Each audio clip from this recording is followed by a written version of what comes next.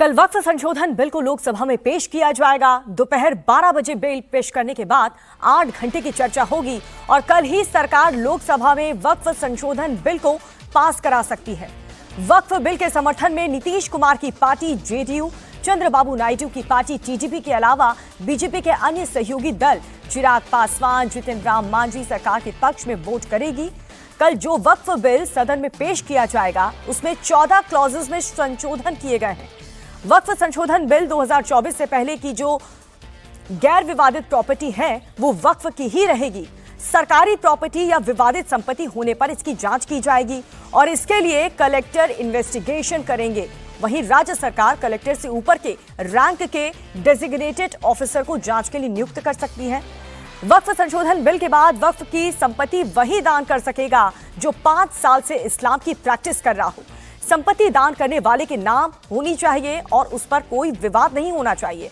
वहीं वक्फ की प्रॉपर्टी की जानकारी भी पोर्टल पर डालनी होगी। तो ये तमाम संशोधन कल बिल पेश हो उससे पहले सरकार द्वारा किए गए हैं। और इस वक्त हमारे पॉलिटिकल एडिटर देवेंद्र पाराशर हमारे साथ जुड़ चुके हैं। देवेंद्र, जॉइंट पार्लियामेंट्री कमेटी की तरफ से जब बैठक हुई थी उस वक्त भी सहयोगी की तरफ से कई सुझाव दिए गए थे, तो क्या उन सभी को ध्यान में रख करके ये संशोधन किया गया है?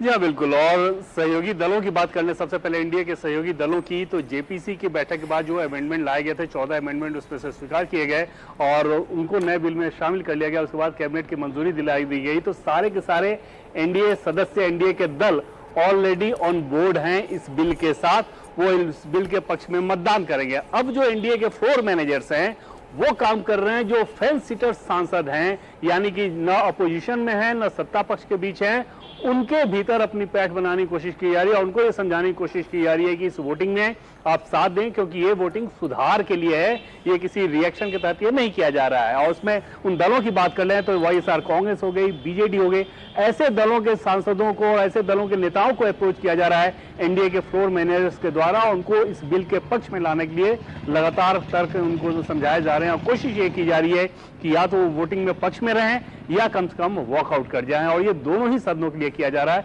लोकसभा और राज्यसभा दोनों के लिए। हालांकि नंबर्स के हिसाब से ऑलरेडी एनडीए के पास बहुमत है। लोकसभा में तो 293 है, 272 ही चाहिए, जबकि राज्यसभा में 119 चाहिए। 236 का भी स्ट्रेंथ है राज्यसभा का। वहां पर अगर नॉमिनेटेड मेंबर्स को जोड़ दें तो 115 + 6 यानी कि 121 एनडीए के पास है।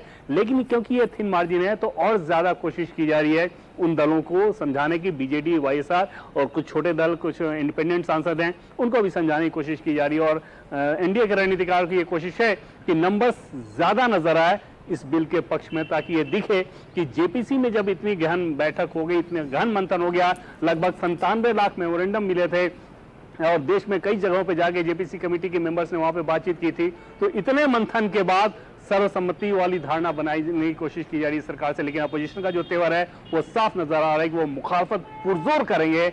बस देखने वाली बात ये होगी कि क्या जो आज डिबेट के लिए बिजनेस एडवाइजरी कमेटी की बैठक में समय तय किया गया और हालांकि उसमें अपोजिशन के सदस्य वॉकआउट किए, क्या सदन में भी वैसा ही तेवर रहता है या वो इस चर्चा में भाग लेते हैं?